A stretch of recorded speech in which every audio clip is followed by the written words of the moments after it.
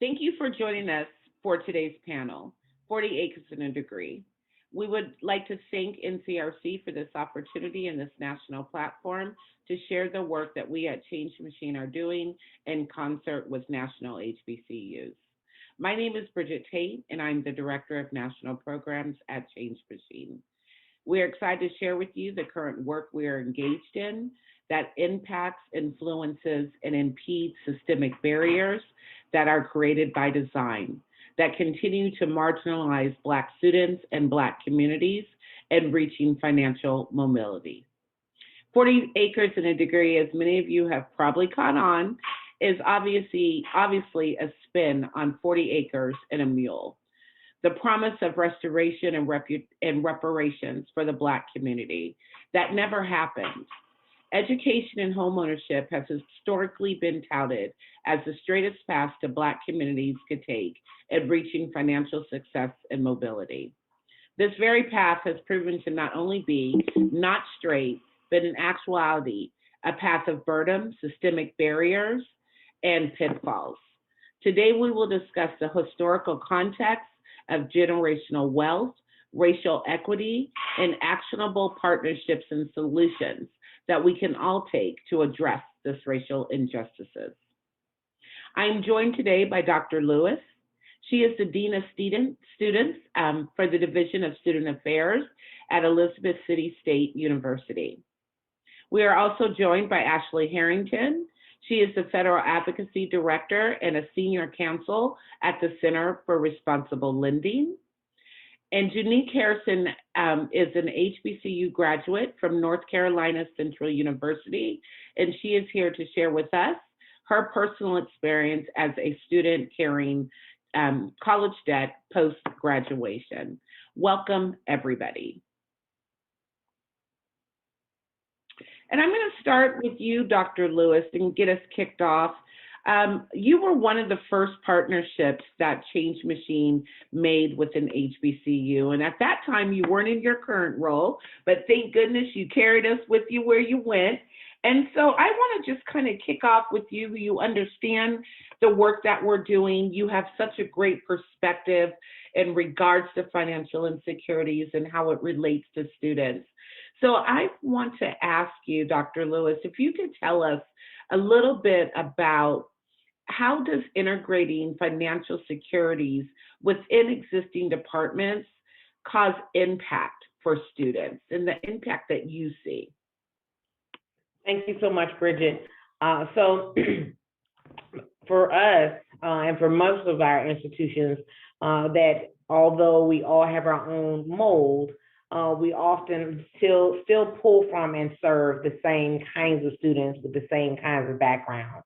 At Elizabeth City State University, we're located in northeastern North Carolina, and we pull largely from 21 of the 100 counties in the state that are considered to be Tier 1, which for us is high rural, high poverty, low access to some of those basic needs and those things that help to allow us to be responsible and engaged citizens.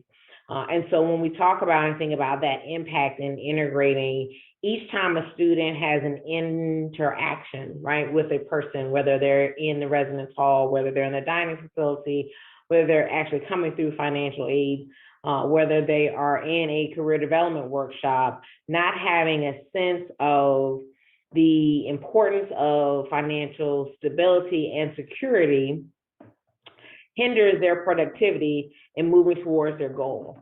And so while I have a student who may come into my office as a dean of students, I often see students who are not in, and that have maybe not made the best decisions in a variety of ways about a variety of things.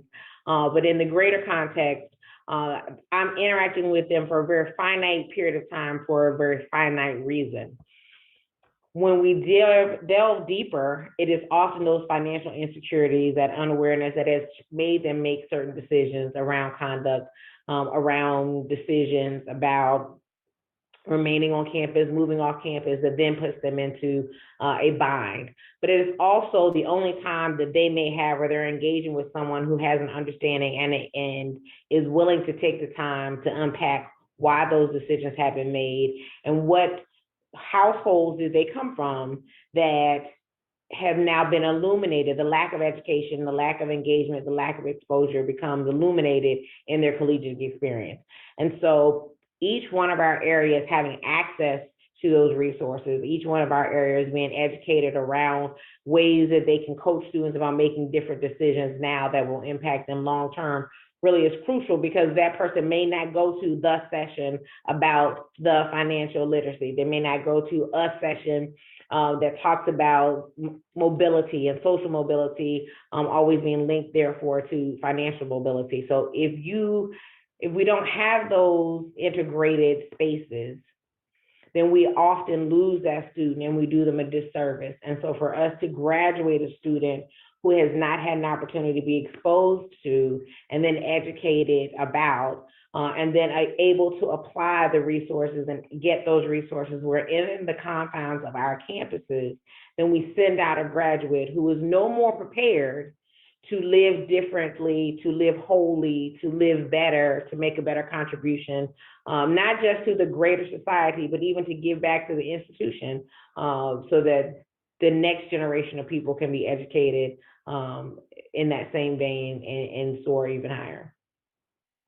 I so appreciate all that. There was an amen moment in what you were saying. I wanted to stop and pause, because the connection that you made in the intersectionality of all of these things that come together, and that mobility, you mentioned social mobility right behind financial mobility. And that's really what we're talking about today. We're talking about generational wealth. We're talking about bad information or just not getting the information. You know, there's often a false narrative out there that says that within our community that there's this like illiteracy problem, because we often use the word literacy when we talk about finances.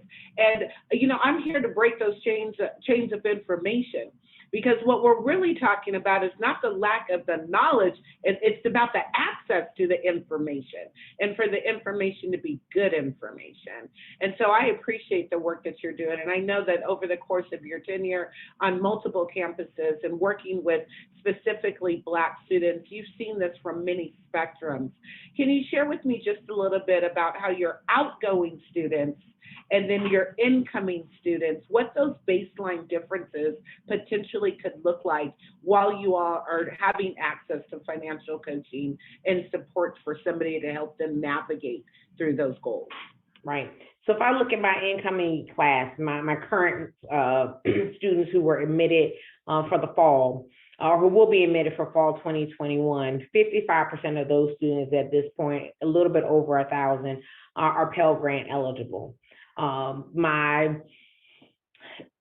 percentages are matched when I look at the ESC for a student. So for that, what that means is, what is the student's family's opportunity and ability to contribute to any portion of tuition? And so 55% of my first year students are 0%. That means their family does not have the opportunity to give $1 toward their academic pursuits.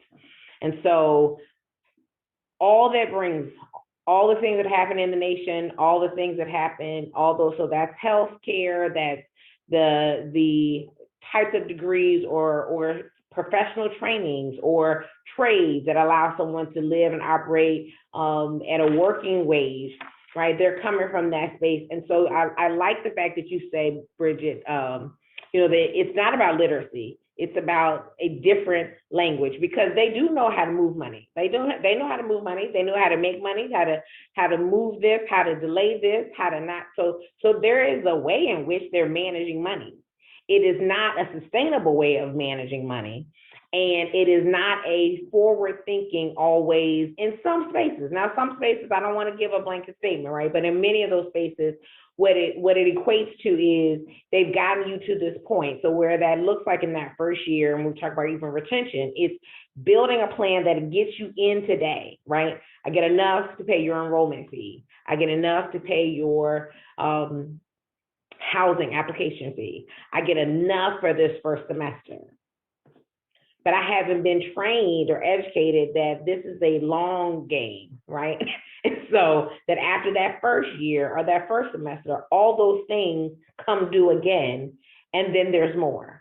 And then I get this great opportunity because I'm getting the grades. I'm involved in student organizations. I am engaged. I am becoming aware because I'm attending career.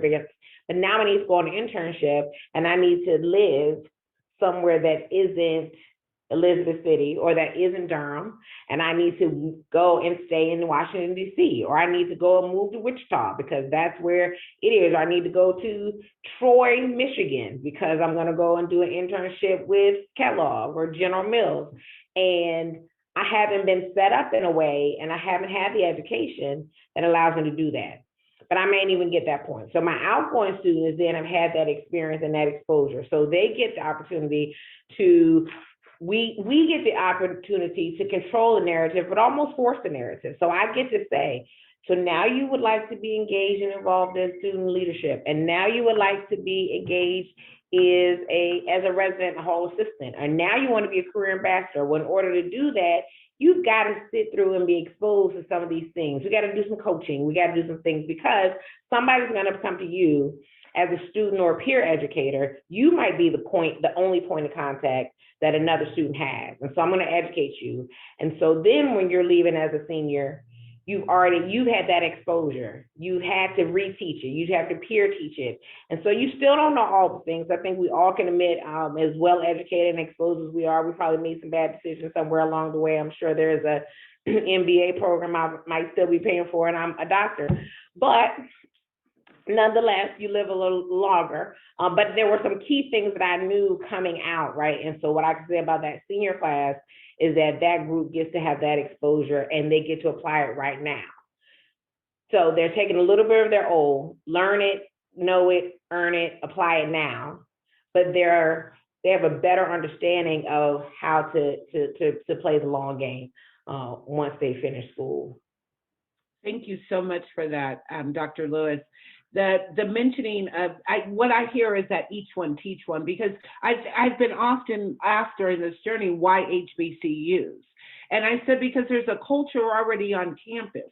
There's a history already embedded of this community of us wanting to each one teach one. I'm gonna leave you better than what I found you. And so talking about embedding in these financial securities within these existing programs is changing the trajectory, not only of that student in regards to retention opportunity, but when we drop them in another community, the assistance that they will be able to provide to that community, either in their professional or potential just personal role. And that's what that network effect is. That is what our history is rich in.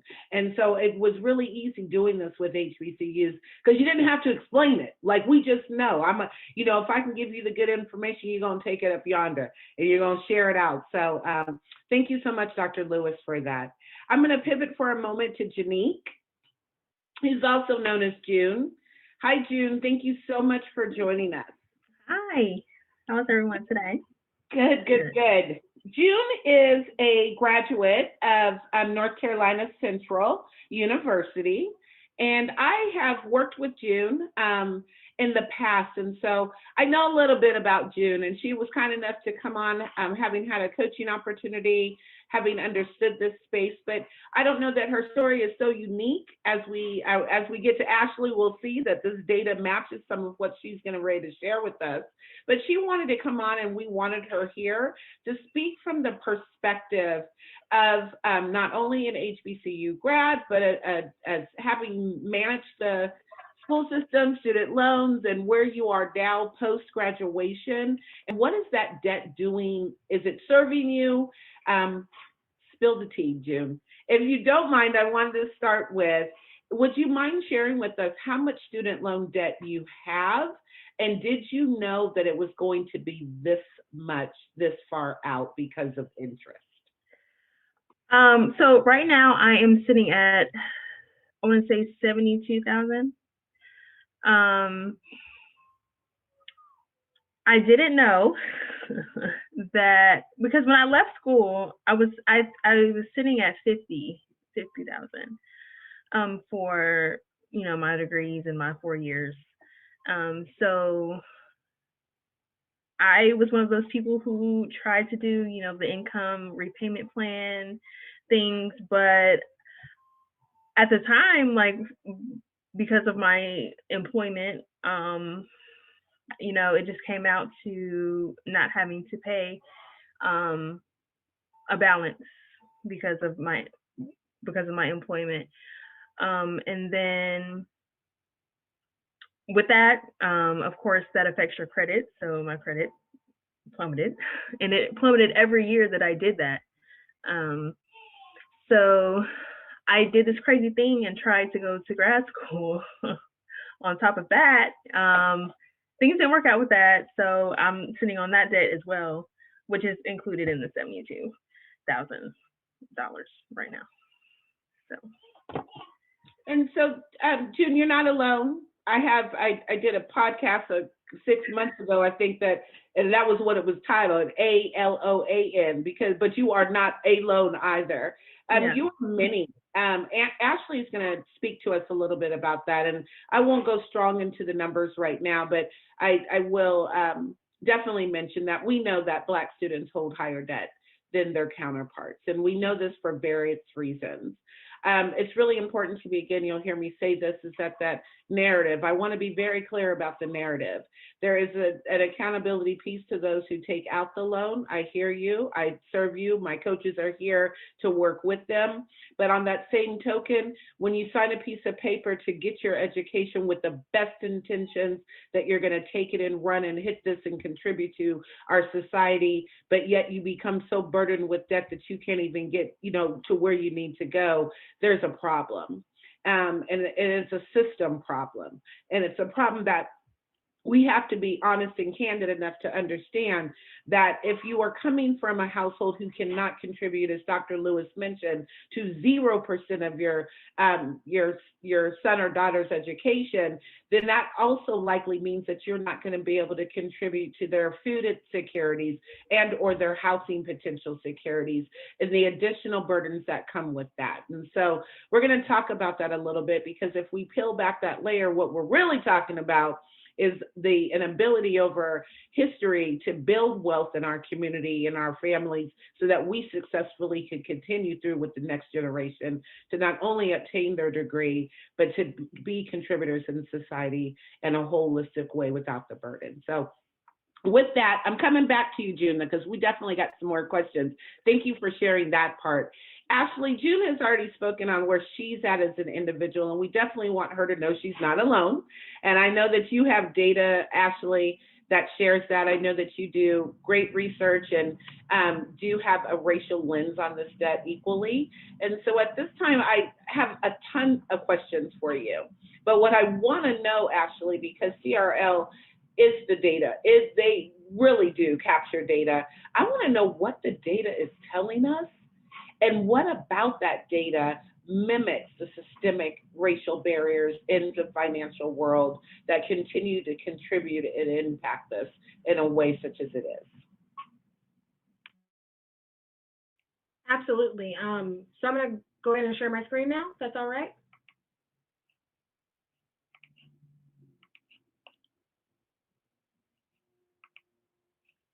So the data is telling us,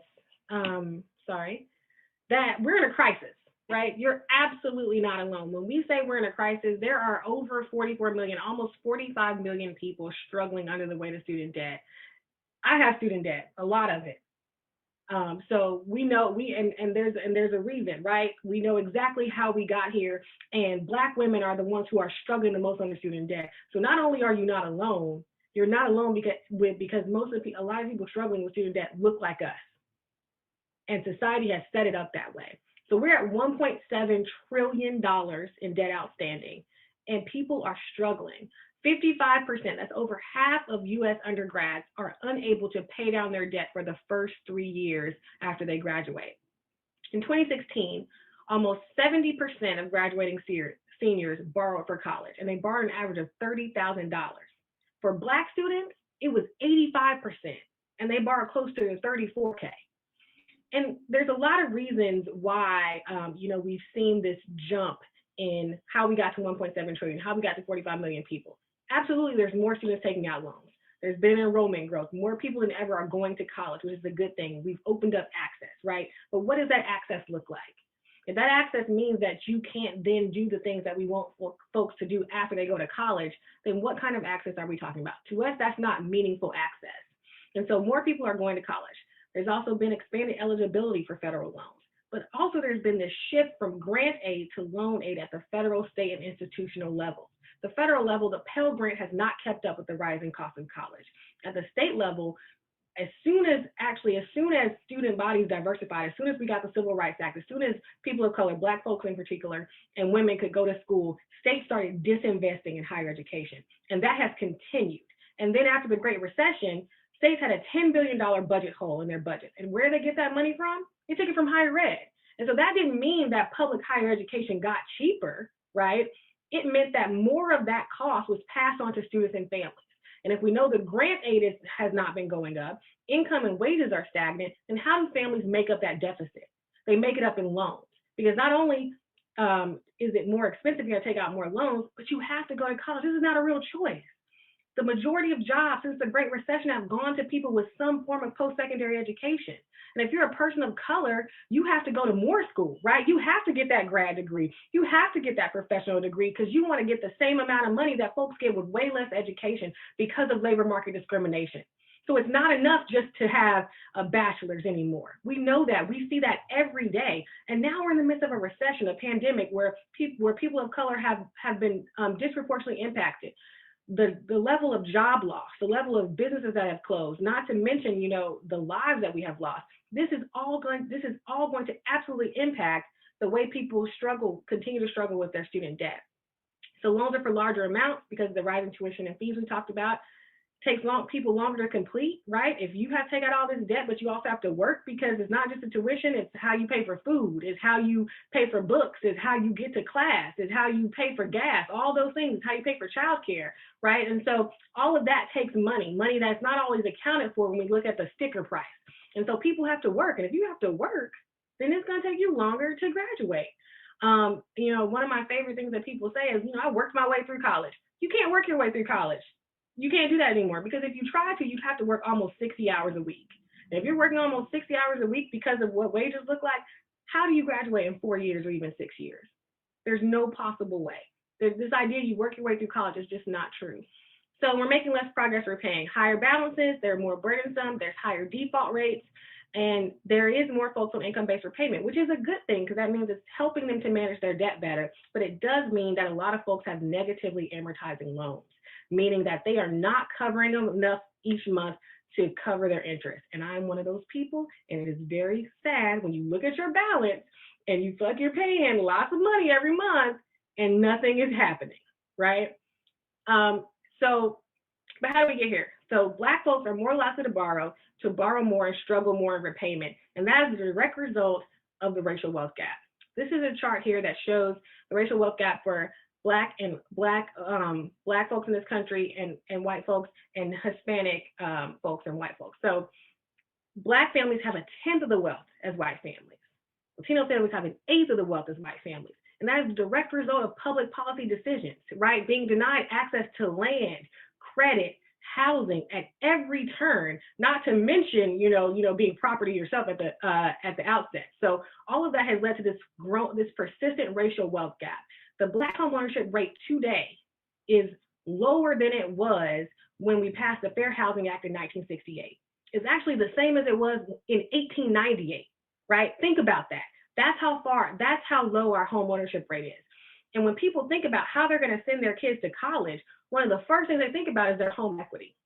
But if we have 44% home ownership rate, a lot of us don't own homes, but two, we don't have a lot of equity.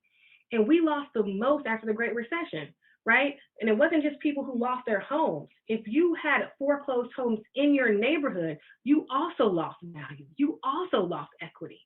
And so in 2010, our communities were the most impacted by these predatory practices and our neighborhoods were devastated. We lost $1 trillion in wealth that has never been regained. At the same time, again, go back to that $10 billion budget hole, go back to the Pell Grants not keeping up. All of that is happening together, and we get to a place where we're at $1.7 trillion, and you've got Black people and other people of color struggling the most under the weight of that debt. So we just talked about this. Black borrowers are more likely to default than than other groups. Black BA graduates even are 21% of them are going to default versus 4% of white BA graduates. Black bachelor's holders, this is one of the statistics that bothers me the most, are actually more likely to default than white dropouts, right? Black bachelor's degree holders, people with a degree, are more likely to default than folks who have dropped out of college, white folks who dropped out of college. And all this, again, goes back to this inability to build wealth and pass it on through generations. And so I like to say the Black student debt crisis has the unique distinction of being both a product of the racial wealth gap and exacerbating it at the same time. And I think that's where I stop for this part.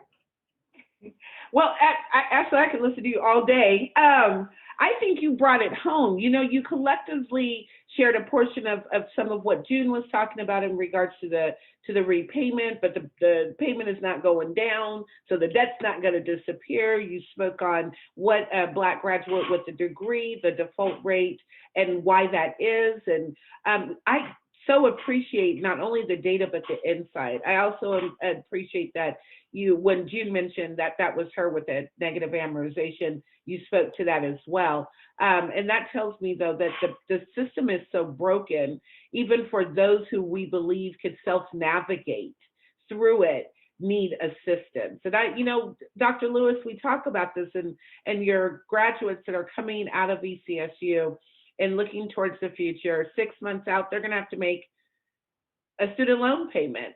And that's those kind of conversations that they're able to have with the financial coach that's assisting them. That's that forward thinking and planning. But can I tell you, for all of that, if we don't get something done with the policy and the legislation, then we will just continue to be knocking on that same door. So Ashley, if you could give me a little bit of what's on the horizon, what hope shot can you send June? Are they gonna get rid of some of this debt? What's the suggestion coming out of CRL?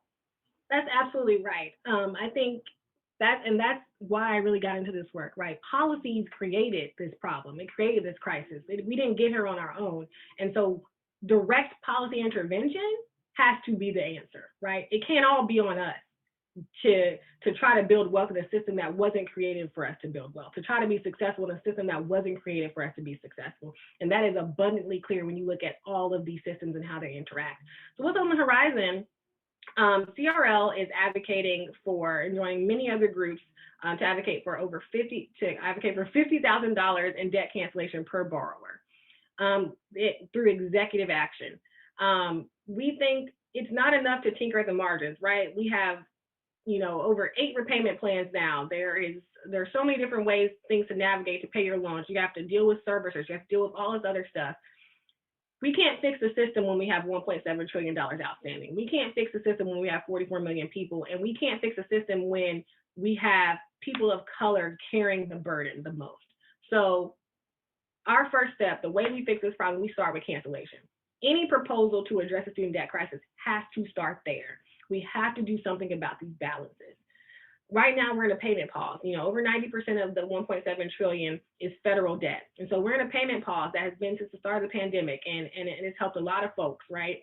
But if we come out of this crisis, if we come out of this pandemic, if we end this payment pause and balances look the same, we have a major problem on our hand because our economy doesn't look the same. And it's not going to look the same for a while. And we have to remember that was an economy that was already inequitable. We didn't enter the pandemic at the same place. Our communities didn't enter the pandemic at the same place. And so if we want to come out of this and we want to give people the potential to not just survive, but thrive, because I don't think survival should be the goal. We should want people to do well. We have to start with debt cancellation. And then after that, there's a couple of other steps that we recommend. I'm going to share my screen one more time. But maybe I don't need to. I don't think I need to. I'll just keep talking.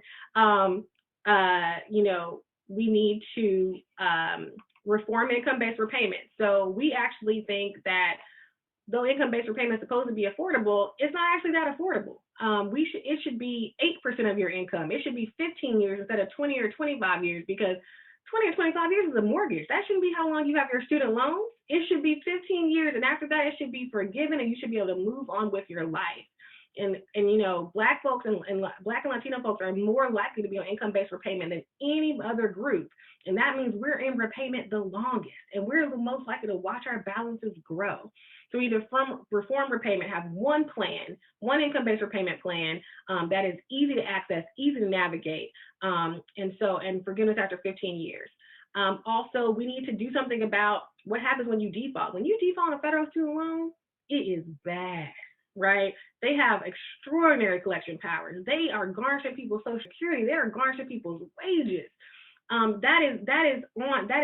on your credit, but also all of these federal programs interact. We work on Paycheck Protection Program and FHA loans. If you're in default on a federal loan, or even if you were delinquent for some of these programs, you couldn't get an SBA loan. You couldn't get an FHA loan. And if these are the loans that our communities have to rely on, because Black and brown borrowers are more likely to use FHA loans to access home ownership than any other group, and we can't get them because we're in default on federal student loans and we're struggling, when the folks who went to college should be the ones to be able to buy homes, and yet our home ownership rate is in the 40%, then we have a problem. So we have to do something about what repayment looks like. We have to do something about default.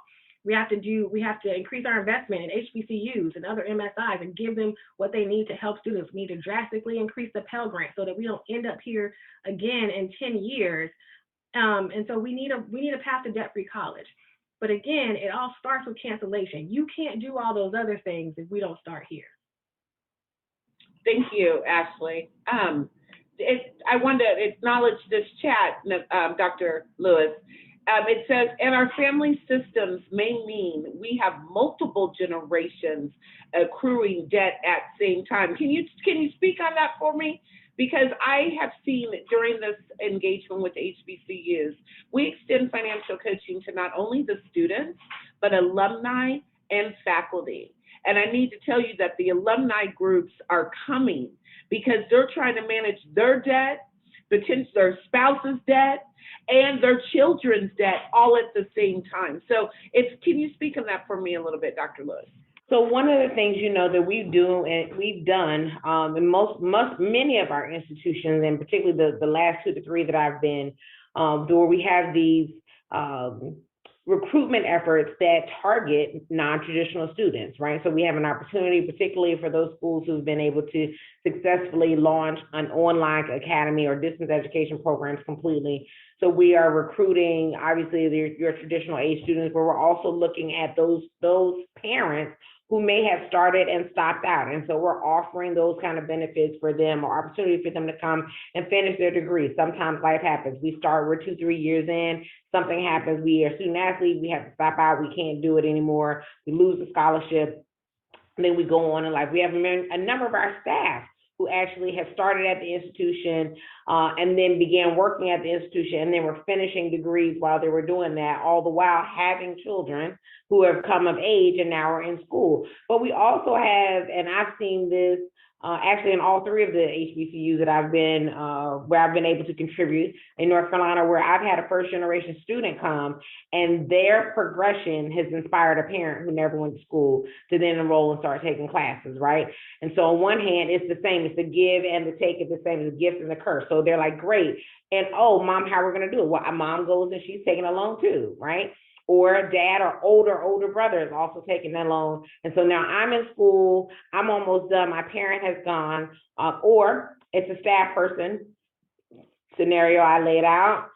A supervisor says, like, but we've got to be done. And so how are we going to quickly do? So the school says, we'll pay for a couple of classes, we'll waive the fee for a couple of classes, but for you to accelerate and go ahead and be done with this degree, then there is that loan option. And so you end up having not just the multi-generational, you may have the multi-generational in the household, and everyone is at a different level of seeking. And of course, I don't know June's whole story, but like a sibling who inspires another sibling. And so then you're all doing it.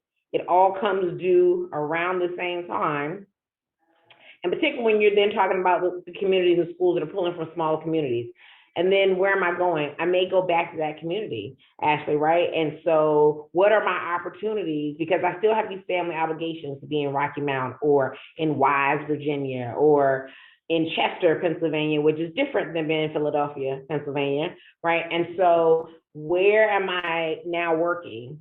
that is going to earn that, earn and garner that. And for brown women at our institutions, some of the highest majors, right? Social work, criminal justice, education, dutiful, masterful careers.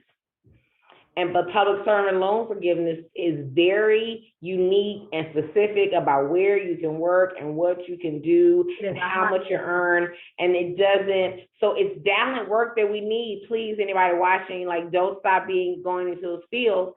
But part of the financial coaching and what I want to try to bring with these relationships and the partnerships that we have is to say, great, you want to be a social worker? Excellent. You need to understand the social workers with master's degrees in Philadelphia, New York still might only make $45,000, and the cost of living doesn't match. So you need to set up who you are now to be able to operate and live and operate in that career choice, because it is not a high yield income field, and there won't be. Can I just add a couple things? Please, Ashley, go ahead. I mean, I think that's absolutely right, right? We're more likely to be in these fields. And even to be a teacher, you got to get a master's half time to be a teacher to still make a salary that doesn't enable you to pay back your loans, right? And we need teachers, we need social workers, and we need more Black teachers, and we need more Black social workers. But if now people are going to get scared off eventually because they don't think they can pay back their loan, or you're a teacher but you can't even live in your school district because you can't buy a house, then what are we doing? We have a problem. In public service loan forgiveness, there's all these income-based repayment programs. Very few people have actually gotten forgiveness. On income-based repayment, only 32 people have gotten income-based repayment forgiveness. The percentages for public service loan forgiveness are also low, right? So these things are not guaranteed. They require all this paperwork and bureaucracy, and it's not a given. And all these things are also things that people have to navigate. But I want to just mention one thing on the multi-generational loans, right? Parent Plus loans, right? Yep. You know, you've got people, when low-income students, when people of color are trying to go to school and you have to make up that gap because of the way we're calculating expected family contributions, and it says you still need this much money, but you can't even, this is all you get, then parents are having to take out Parent Plus loans to make up that gap. And you have situations where they're having to take out Parent Plus loans for their kids while they're still paying back their loans too. And this just continues the cycle. So if I'm in school and my mom's still paying back her loans, and now I have loans, and so my mom, then when I get ready to go to school, when I get ready to have kids and they get ready to go to school, and I've never been able to build wealth, then this is just a cycle. So I'm gonna take out loans again for them because I don't have the home equity, I don't have all of that stuff. So it's a never-ending cycle, and we gotta stop somewhere. And I believe it's these conversations and these relationships and partnership building, and naming it.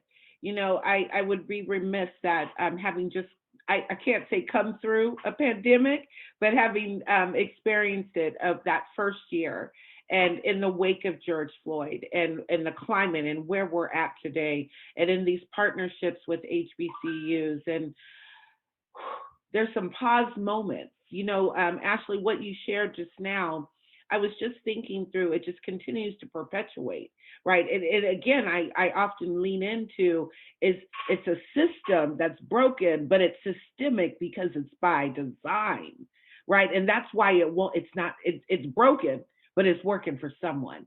And so this opportunity also affords us 40 acres and a degree to name it, to call it what it is, to interrupt it. But it's going to take all of these voices and all of these relationships.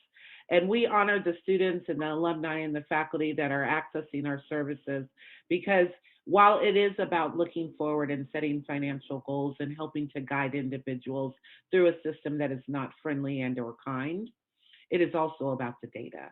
And Ashley, I know you know, all of us on this call know data is what moves. If I can't see it, it didn't happen. And so I want to, at least for a moment, take time to kind of bring it all home in regards to the work that we're doing in tandem with all of you that have joined us today, is that it is because of our platform, our SaaS system, that we provide to organizations and financial coaches across the nation, that we're able to collect effective data, that we're able to share with other organizations like CRL, put our names on sign the sheets and the legislation and what those new things are that we're chasing and looking for.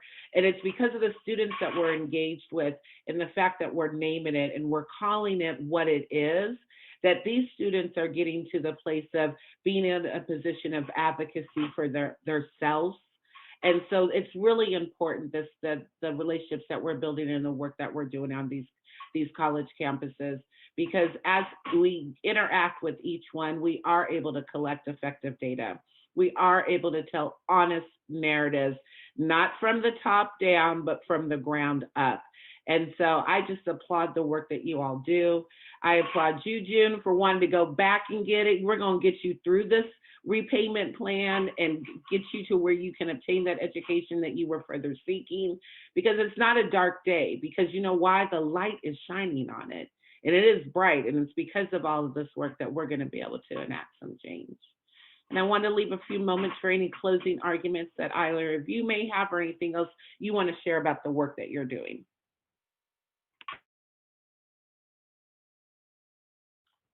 I think for us, it is just crucial that I express that it is important, particularly for my colleagues. So there are colleagues at other institutions who are not well-versed and oftentimes will shy away from the things that they don't themselves understand. And so I would never be able to sit down and tell somebody exactly how to plot through the financial coaching, because it's not my personal strength. But I understand that given that fact that my background is in a place of perceived privilege, and I still need that support, that it's ever important for us to create these partnerships to give our students the things that may be foreign to us or may feel uncomfortable. And so I just encourage folks to really consider the partnerships with Change Machine, with organizations like Change Machine, and to be able to offer those to their students and to push the envelope, even if they don't themselves have not had the experience directly, because us shying away from what is unfamiliar does a disservice to the students that we are supposed to be serving. And I'll just say, join us in this push for cancellation.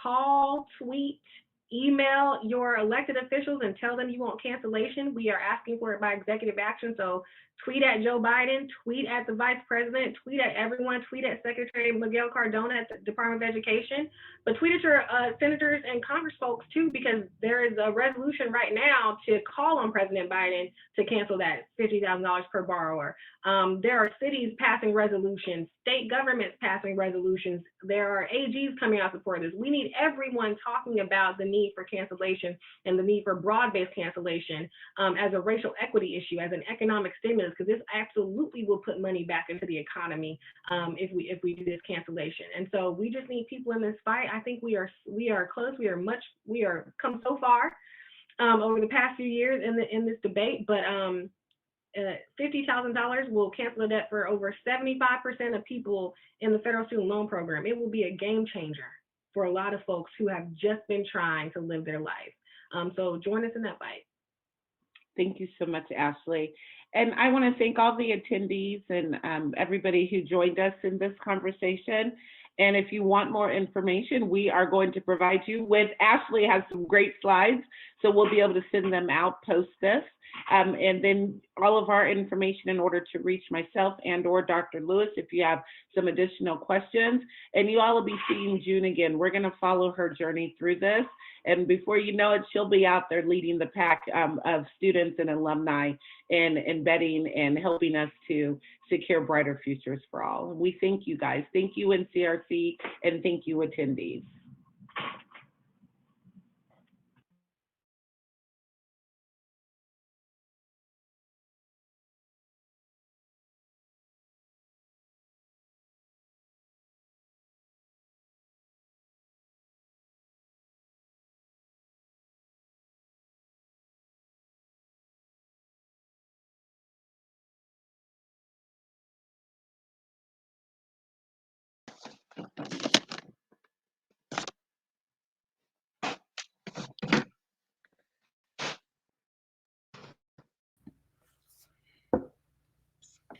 Greetings. Hello. Hello, hello. How's everyone? Good afternoon. We're so excited. We're so excited to answer questions you all may have. We see a couple of comments in the chat. I see somebody reached out to Dr. Lewis directly, wants to make sure they can get a copy of this session. And so we thank you guys for your participation and your attendance. And we're here for it. You have some questions for us? We're ready to fire. Unfortunately, Ashley is not able to meet with us today, but I have my laptop handy and she's on standby. So if you guys have questions directly for her, I'm going to send them over to her.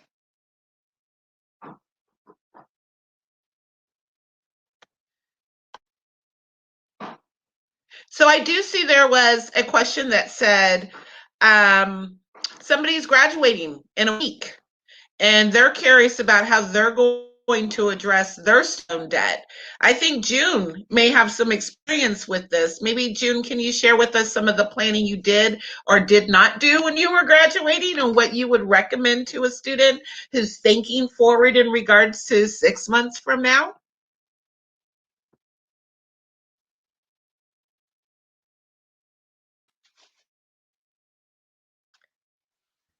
Yeah, absolutely. Sorry.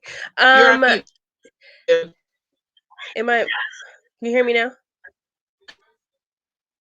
Can you hear me now? Oh, okay. We can hear you. Yeah, so I was one of those people who didn't plan for my student loan payments. I just kind of went with the flow of what was to come. But I do encourage you to definitely get in contact with your student loan servicer and make sure that you're having a concrete plan and understanding of what it is that you're going to need, to pay, what the terms are, what your work situation, employment situation is going to be like. Just stay in constant contact with them and update them on what you're doing, what you can afford. Just be communication. And if you are able to, make sure you put money aside, like save money and have a budget on, and make sure you're working the student loan payment or what your payment's going to be into that budget, so you won't have to worry about default or those big scary words like that. But yeah, that's my advice.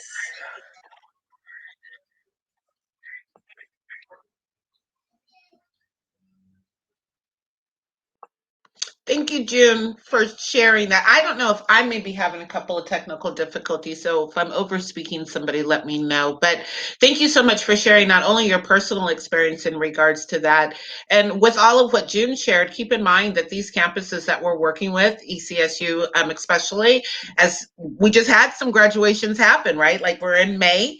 Our coaches are available to talk through those plans for you and with you to help you navigate those servicers and talk about what does a repayment plan look like. Is $5 really going to get it?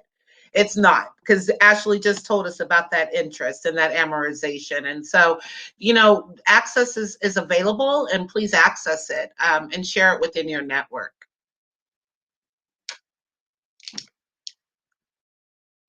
I see it in the box.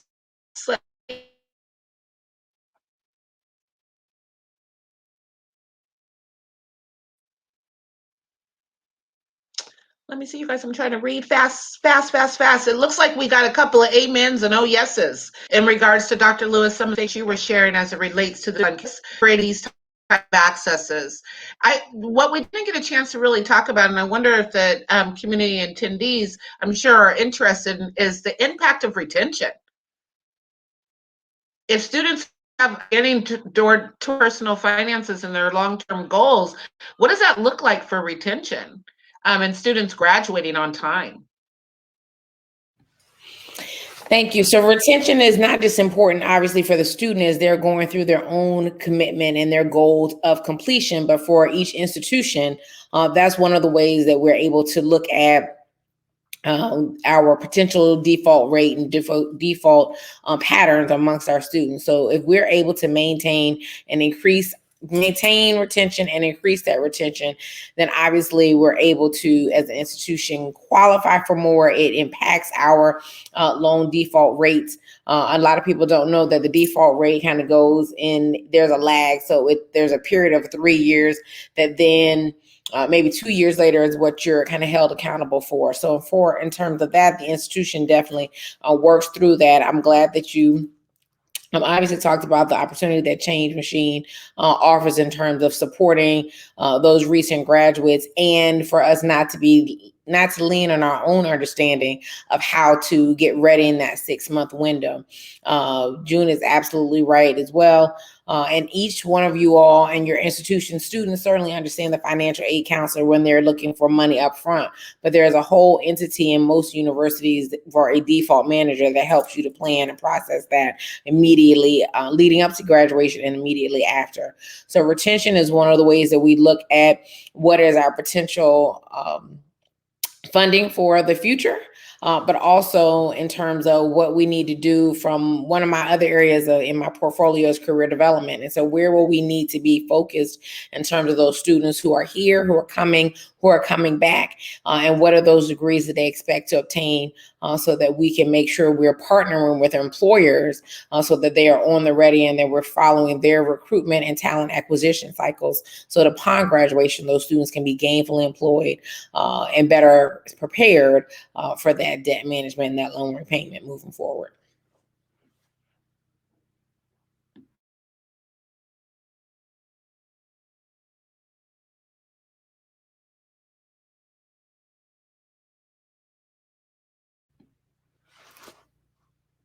Bridget, I know you may be on a lag. There's another question that's in our, and I think it'd be great for you to talk through. Maybe there's a question around what's the best repayment option for retirees who have Parent Plus loans.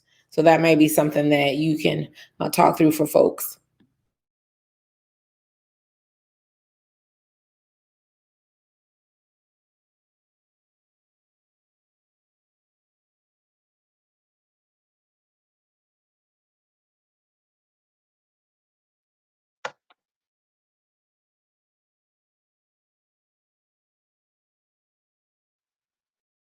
It wouldn't be a remote session if my internet wasn't doing what it's doing. Welcome to our new reality. Yes, I do see that question, and I would love to be able to answer that. I got a few minutes, but what I want to talk about is if you're a retiree, that needs to be a whole nother being had with the servicer. What is the affordability and the reality of you being able to really pay off that debt? And we're seeing this more and more, as we talked about in recorded session, about generations and trying to obtain education and what the cost is looking like post and ever to get the student loan people to stop calling her because she's not paying it back. It's not happening. But we had to have a conversation, and it was because of my background that I was able to navigate that conversation. So Ms. Abdullah, please reach out to us directly, and I'm happy to connect you with one of my coaches to help you navigate that conversation.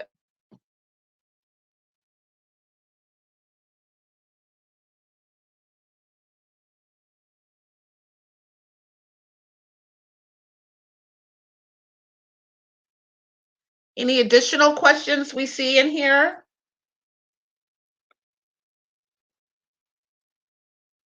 Well, we thank all of you for attending this session.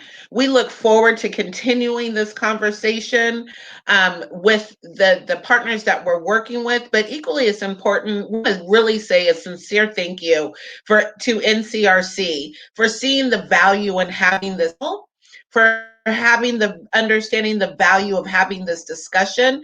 And as we all know, NCRC stands in a policy space, and they assist communities on a national level and moving policy. And so we're not here by mistake. While the coaching is what our engagement is, we're here to change. And so we look towards all of you that have attended this session to ask the questions, to get involved. We will be sending links post this so that we're able to share with you all of the communications that Ashley shared. She said, reach out to Biden. She said, reach out to your local legislation. So we are all part of the solution. I don't know, cancellation of debt sounds pretty good to me. What say you, Dr. Lewis? Well, as I said earlier, the fact that I'm still paying off an MBA loan and I am 4 years past my doctorate would be excellent for me. So yes, and for our students that we serve, there is nothing. There are these unique philanthropists who can drop $1 billion or $15 million on an institution, but a policy shift that included debt cancellation lasts far longer, and it certainly is the gift that keeps on giving. Dr. Lewis, you said a mouthful right there. That's it. So it's not about that one day and that one location. It's about how can we do this in an equitable way. And we're going to continue this conversation. And as Sharon, as we've all shared, the impact in the Black community and communities of color is just of detriment in regards to our social and financial mobility. And so as we talk about cancellation, we also want to explore what does reparations look like in regards to student loan cancellation, so that this can be equitable and we can begin to run a race that is equal and try to build our own social and financial mobility. I think attending, it looks like we lost June along the way, but we thank you. And Dr. Lewis, thank you for all of the support you continue to give Change Machine. And I look forward to continuing to working with you and your students. And thank you for leading in this platform and in this space. Thank you so much for NCRC for this opportunity. Thank you. Thank you, attendees. Bye-bye.